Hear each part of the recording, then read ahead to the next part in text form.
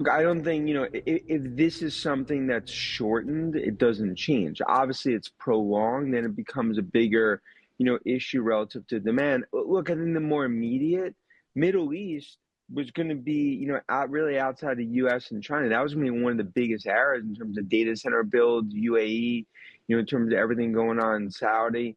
NVIDIA is going to be a huge player there as well as US tech.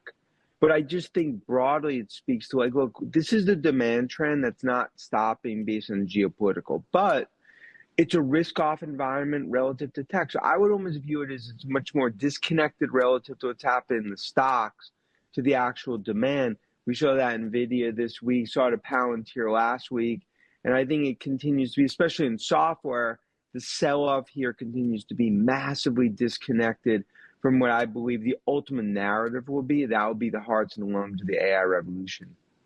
Hey, Dan, great conversation with Karen there, but I just can't help worrying that the math is getting more tricky for a lot of these, if nothing else, the data center providers, the hyperscalers, because the cost of energy is something that was underestimated originally. Now it is fully understood by people who've been following you and others. The cost of energy for building these. Well, the cost of energy globally has just gone through the roof, not just for US consumers and those shipping kit around. It's for the data centers as well. That's going to have an impact, isn't it?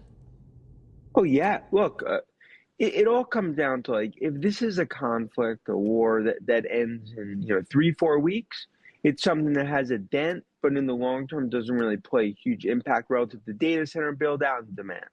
If it's prolonged into coming months, spring, summer, then it's really a much different game, because you hit on what's the main point we've talked about. The energy shortage is the biggest constraint for the AI revolution. There's more data centers under construction today than active data centers. And that's going to be something, it's a boom to, I think, many of the energy players, but it's also a constraint because big tech, they're going to have to pay their own bill. And that's something Trump administration has talked about, especially as you continue to see this play out. Dan, just to pick up on Steve's point, it's not just the energy prices that have gone up, increasing costs for these energy-hungry data centers. The interest rate picture looks like it could be very different from when all of these hyperscalers announced the vast sums that they will be investing. How much do you think the possible hike, in some cases, in interest rates could affect the direction of travel with all this? Yeah, look, I mean, a lot of these tech companies, if you put together about $1 trillion in the balance sheet, so they don't necessarily need it. Now, look, if you look at Oracle and others in terms of raising debt, you're going to see more tech companies have to raise debt because of the build out. So it does speak to, this sort of puzzle that's being put together. You need to ultimately see lower rates over the coming year.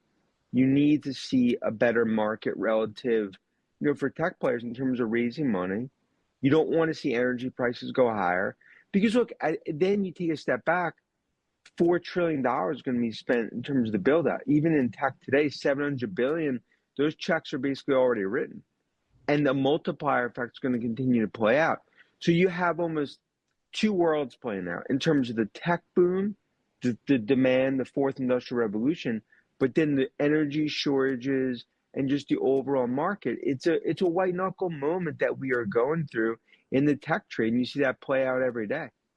Dan, we promised to come back to you, some of your calls on cybersecurity. You've got a big conference coming up, and you point out that AI is reshaping this space. How do we need to think about cybersecurity? Yeah, I think in next week, RSA Security, which will be our biggest cybersecurity conference in the world. Look, I think it speaks to this massive disconnect between software and I think cybersecurity, and we'll call it AI. There's it's almost an AI ghost trade that's going on. And I think when you look at names like CrowdStrike, Zscaler, Checkpoint, Palo Alto, they are going to play epicenter roles in this AI build because the threat nature is going to continue to increase.